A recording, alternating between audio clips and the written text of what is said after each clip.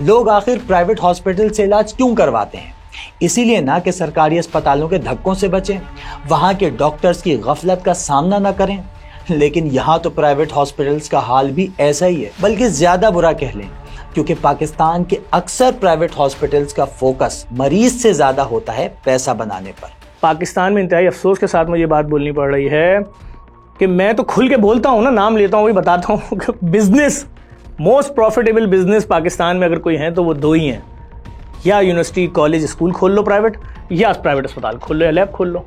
पूछेगा कोई नहीं आपसे, जो दिल चाहे करो। वाइफ ना प्रेग्नेंट थी तो उसको हॉस्पिटल में लेके गए ना, ऑपरेशन मतलब नॉर्मल डिलीवरी थी, दूसरे हॉस्पिटल में उसको लेके गए तो उसने कहा यार प्राइवेट चलते हैं, वहाँ पे सही होता है ना। गवर्नमेंट हॉस्पिटल था तो वहाँ पे नॉर्मल डिलीवरी थी, उसने सोचा यार ख्याल रखते हैं तो प्राइवेट में चलते हैं ना, तो प्राइवेट में गए। कासिम मेडिकल कम्प्लेक्स से बरकों में आता है, इस्लामाबाद बरकों में आता है, तो उन्होंने बोला यार इसका तो ऑपरेशन होगा, इसका तो मतलब पेट में बच्चा जो है वो अंदर पोटी कर गया तो इसका जल्दी से ऑपरेशन होगा। हमसे तकरीबन 70,000 जमा कराए और 30,000 उन्होंने बोला कि बाद में ऑपरेशन के बाद में। मेरी तो फैमिली में सब औरतें ही थी, मैं तो दुबई में था तो कोई नहीं था।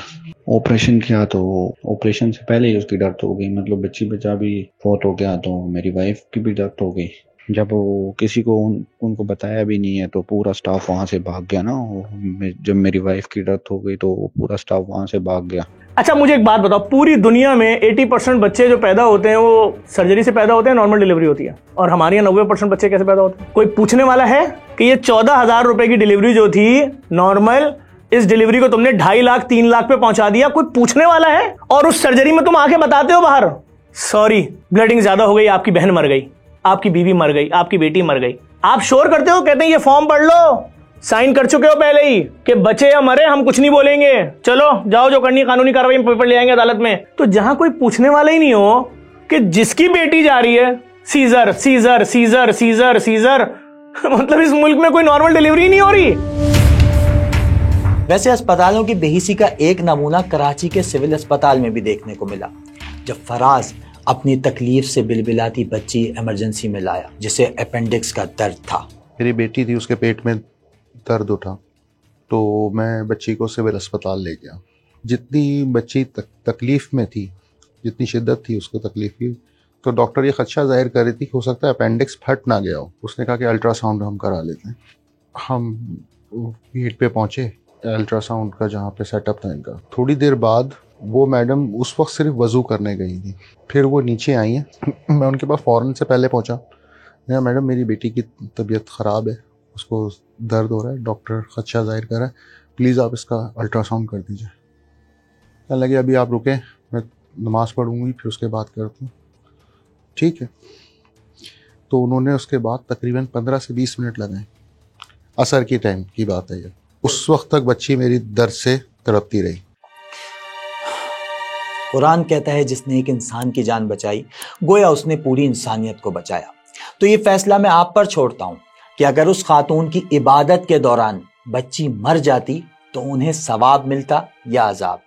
और हाँ, ये बात जहन में रख कर फैसला कीजिएगा कि खातून इमरजेंसी डिपार्टमेंट में काम कर रही थी, जो बनाया ही इसलिए जाता है कि हंगामी तौर पर मरीजों को फैसिलिटेट किया जा सके।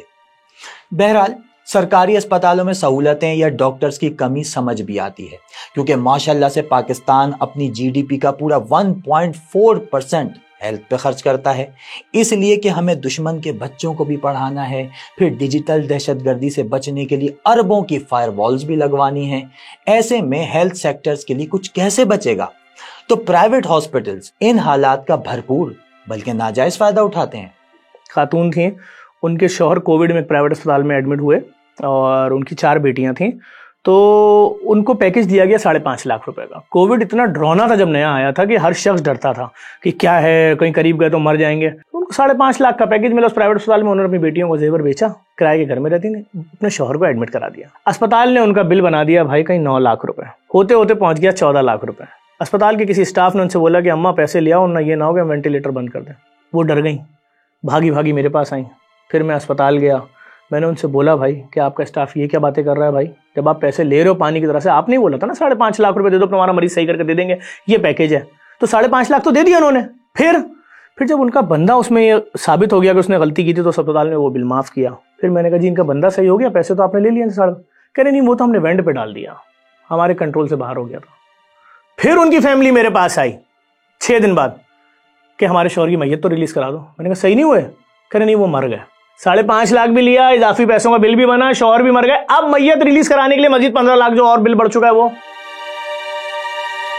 पाकिस्तान में एक पुराना रिवाज है डिजास्टर को अपॉर्चुनिटी में बदलने का। अगर इमरजेंसी हो तो रक्शे वाले से लेकर प्राइवेट अस्पताल तक सबके लिए किसी गोल्डन चांस से कम नहीं होता। तब ये पैसे अपनी मर्जी के लेते हैं क्योंकि देने वाला मजबूर होता है। लोग सरकारी अस्पतालों में जलील नहीं होना चाहते, इसलिए प्राइवेट हॉस्पिटल मुल्क में खौफनाक और कामयाब कारोबार बन चुका है। उसमें पैसे बनाने के कई तरीके हैं। इलाज सस्ता है तो टेस्ट महंगे, टेस्ट सस्ते हैं तो दवाएं महंगी, लेबोरेटरी भी अपनी और फार्मेसी भी अपनी। तो ये समझ लें कि प्राइवेट हॉस्पिटल चलाने वाले की 5 उंगलियां घी और सर कढ़ाई में होता है। बिजली के बिल डॉक्टर्स के वो देते हैं, गैस के बिल वो देते हैं, बच्चों की फीस वो देते हैं, फिर किसी ने जो है एयर कंडीशन लगाना है वो देते हैं, घर की तीजन करते हैं। देखें आपको ये बात समझनी पड़ेगी कि हमारे मुल्क में दवाई की कंपनी किसी भी डॉक्टर को आके ये क्यों बोलती है डॉक्टर साहब थाईलैंड जाएंगे, डॉक्टर साहब फैमिली के साथ तुर्की का विजिट करा दें, इस्तांबुल का 7 स्टार होटल होंगे, गाड़ी GMC होगी आपके पास। क्यों? मुझे बोलो ना। वो एक आम आदमी जो बैंक में नौकरी कर रहा है उसको ऑफर कर दो, जाके सवाब मिलेगा। वो कभी जिंदगी में कराची से बाहर नहीं गया तो उसको थाईलैंड घुमा दो। डॉक्टर को क्यों? एज ए प्रोफेशनल अगर आप मुझसे पूछ रहे हैं तो मैं आपकी बात से 100% मुत्तफिक हूँ कि ऐसे बहुत सारे केसेस हैं जो हमारे नॉलेज में भी हैं और हमेशा ये एक बहस चलती रही। पूरा एक ग्रुप हमारा इस हवाले से एथिक्स का कराची ग्रुप बना हुआ है जिसमें बाकायदा ये डिस्कशंस होती रहीं कि जी जो डॉक्टर और जो रिप्रेजेंटेटिव है फार्मास्यूटिकल कंपनी का उसका कितना आपस में इंटरेक्शन होना चाहिए। तो ये जो इल्ज़ामात हैं इनमें काफ़ी हद तक, मतलब बहुत हद तक नहीं कह रहा हूँ मैं, लेकिन किसी हद तक सच्चाई है और ऐसा हमारे इल्म में है। मुझे बहुत हर्ट होता था when I was seeing that thing कि मेरे जो कॉलीग्स हैं वो इतनी अनएथिकल प्रैक्टिस करते हैं। तो मैंने काफ़ी लोगों से मशवरा भी इस वक्त किया कि should I do that program के जो हम फार्मास्यूटिकल के साथ बजटिंग करते हैं। तो काफ़ी लोगों ने मुझे उस टाइम पर एतराज़ किया कि बिकॉज बहुत सारे ऐसे डॉक्टर्स हैं जो ये प्रैक्टिस करते हैं, परसेंटेज जिसको हम कहते हैं। So this is very unethical practice और बहुत ही आम है ये चीज़ कि अगर आप मल्टीविटामिन भी किसी पेशेंट को दे रहे हैं तो उसके पीछे एक लॉजिक होती है कि आप क्यों दे रहे हैं। अननेसेसरी मेडिसिन भी दी जाती हैं और इसमें बाकायदा तौर पर फार्मास्यूटिकल कंपनीज डॉक्टर को बहुत अच्छी गिफ्ट्स प्रोवाइड किए जाते हैं, बहुत अच्छे जो है वो। I am so sorry to say that. और मुझे पता है कि बहुत से लोग मुझसे नाराज होंगे, बहुत से डॉक्टर्स देख के हैरान होंगे, परेशान होंगे कि what she is saying, but it's a very true thing कि they are take advantage from the pharmaceutical when they write the medicine.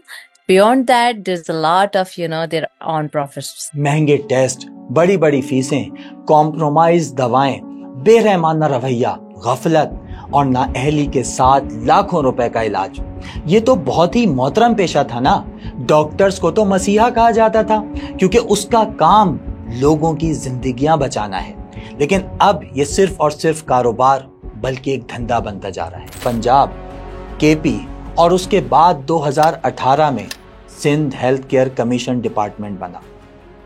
अगर इख्तियारात और कानून देखे जाएं तो लगेगा कि ये इदारा बनाने का मकसद तो बहुत अच्छा था, मगर 71 सालों का बोझ महदूद इख्तियारात के साथ, वो भी इंतहाई कम बजट में उठाना बहुत मुश्किल काम था। जिन्ना हॉस्पिटल का नाम सुना है आपने? जिन्ना हॉस्पिटल में 350 पोजीशन वेकेंट हैं। क्या वजह है? जवाब है आपके पास का? किसी के पास जवाब नहीं है। उसकी वजह ये है कि हेल्थ केयर में हमारी जो एक्सपेंडिचर है और एजुकेशन में वो बहुत कम है। तो उसकी वजह से हमारे यहाँ रिसोर्सेज हमेशा इन इदारों के लिए कम रहते हैं। मुल्क को बने हुए 77 साल हो गए, हेल्थ सिस्टम 77 साल से चल रहा है। हमें बने हुए कितने साल बताया मैंने आपको? 6 साल। तो क्या आप समझते हैं कि 77 साल का सिस्टम 6 साल के सिस्टम से ठीक हो सकता है? उसको भी टाइम चाहिए। अगर आप स्पीड की बात करेंगे तो मैं मुतमईन हूँ। सिंध हेल्थ केयर कमीशन के मौजूदा सीईओ डॉक्टर एहसन सिद्दीकी तो अपने इदारे की कारकर्दगी से बिल्कुल मुतमईन है, मगर उसके साबिक फाउंडिंग मेंबर तो कुछ और ही सोचते हैं। हम तो इब्तदाई तौर पे आए थे, तो हमारा काम तो रेगुलेशंस बना के इनको दे देना था, वो हमने बना दिए। उसके बाद इन्होंने हमें जो है वो क्या कहते हैं मुनासिब नहीं समझा कि हम ज़्यादा इनके साथ काम करते। वो उनका अपना पॉइंट ऑफ व्यू हो सकता है, मैं उसमें नहीं जा रहा। लेकिन अगर हमें ये नजर आए कि ये सही डायरेक्शन में काम हो रहा है और आहिस्ता आहिस्ता हो रहा है, तो हम कहें कि हाँ जी माशाल्लाह जो है वो चीज़ें हो रही हैं, वो मैं समझता हूँ कि इतनी इफेक्टिव नज़र नहीं आ रही। एक तरफ इदारा बन गया, कानून बन गया, इख्तियारात मिल गए, फंडिंग भी हो गई, और दूसरी तरफ बड़े बड़े इन्वेस्टर्स अपना पैसा प्राइवेट हॉस्पिटल्स में लगा रहे थे। अब लाजमी सी बात है कि जब कोई बिजनेसमैन किसी इदारे में पैसा लगाएगा तो किस लिए? प्रॉफिट के लिए। हुआ भी वही। 5 स्टार होटल का रूम कितने का होता है? सुपर डिलक्स रूम ले लें कितने होगा? 50,000, 55,000, 60,000 रुपए का होगा, इतने का ही होगा। प्राइवेट अस्पताल में इससे महंगा रूम है। क्या कमाल है भाई, वहां हनीमून मनाने आए? अरे टांग टूटी हुई है भाई, रस्सी से बंधी हुई, लेटे में पड़े में, आप रूम के पैसे ले रहे हो 50,000, 40,000, 60,000। हमारे एक्ट में कोई ऐसा प्रोविजन नहीं है कि हम प्राइस कंट्रोल करें। देखिए, प्राइवेट हॉस्पिटल जो है वो हेल्थ केयर के साथ साथ एक बिजनेस है। आपने फर्स्ट एक अस्पताल बनाया है, तो आपका मकसद मरीजों की सेहत के अलावा ये भी है कि आपने पैसे कमा के एक बिजनेस करना है। आप एक रकम की मुकर्रर करते हैं कि मैं एक ऑपरेशन करूंगा हर्निया का जो 50,000 रुपये में होगा फॉर एग्जांपल। बराबर में एक अस्पताल है वो कहता है मैं 30,000 में करूंगा, और एक अस्पताल है वो कहता है मैं 3 लाख में करूंगा। आप 3 लाख वाले के पास क्यों जाते? क्या 3 लाख वाला आपके घर जाके आपसे कहता है कि मेरे अस्पताल में आके ऑपरेशन कराओ? नहीं, हम अपनी चॉइस से वहाँ जाते हैं। जब हम वहाँ जाते हैं तो हमें पता होता है कि ये ऑपरेशन हमारा 3 लाख का होता है, तो फिर हमें शिकायत किस चीज़ की है? बहुत सारे ऐसे लोग थे जो खुद जिनका मेडिकल फील्ड से कोई ताल्लुक नहीं था, कॉन्ट्रैक्टर्स थे और इस किस्म के, या इन्वेस्टर्स थे, आप उनको इन्वेस्टर कह लें, कि जो उनके पास पैसा था उन्होंने एक जगह ली और उसको हॉस्पिटल डिक्लेयर कर दिया। तो मालिक अपनी, क्योंकि वो तो सिर्फ वहाँ प्रॉफिट मेकिंग के लिए बैठा हुआ है, उसका मेडिकल से कोई ताल्लुक नहीं है। अभी भी कुछ ऐसी हॉस्पिटल्स हैं जो मेरे नॉलेज में है जहाँ बहुत सारे इन्वेस्टर्स हैं। एक नॉन डॉक्टर आदमी अगर वो मुझसे एक्सपेक्ट कर रहा है तो ज़ाहिर है वो मुझे तो कहेगा कि भाई कोई भी आ रहा है तो उसके तो ये 20 टेस्ट तो होने ही होने चाहिए या 10 टेस्ट होने चाहिए, और ऐसा हुआ भी। तो मैंने तो उन जगहों से जो है वो क्या कहते हैं अपनी प्रैक्टिस ख़त्म कर दी। डॉक्टर मोहम्मद सुलेमान के मुताबिक सिंध हेल्थ केयर कमीशन के पास प्राइवेट हॉस्पिटल्स के टेस्ट की कीमतें रेगुलेट करवाने के इख्तियारात मौजूद हैं, जबकि डॉक्टर एहसन सिद्दीकी साहब कहते हैं कि वो प्राइस कंट्रोल करने की पावर्स ही नहीं रखते। लेकिन जो भी है, प्राइवेट हॉस्पिटल्स वाले ज्यादा पैसे इसलिए चार्ज कर रहे हैं कि पीछे जो प्राइवेट हॉस्पिटल का मालिक बिजनेसमैन बैठा है उसे तो अपने कारोबार में मुनाफा चाहिए। जैसे मीडिया में कुछ सहाफी भारी तनख्वाहों और मालिकों को खुश करने के लिए सब अच्छाई का राग अलापते हैं, अपने कलम से सहाफत का चेहरा बिगाड़ते हैं, बिल्कुल वैसे ही कुछ डॉक्टर्स भी कर रहे हैं। इन सारी बातों में आप भूल तो नहीं गए कि हेल्थ सेक्टर पर कितना पैसा लगता है? जीडीपी का सिर्फ 1.4%। इस 1.5% में भी करप्शन और सियासत के इल्जामात लगते रहें तो फिर आप एक क्या जितने चाहे कमीशन बना लें, उनका हाल भी एबटाबाद और हमूदुर रहमान कमीशन जैसा ही होगा।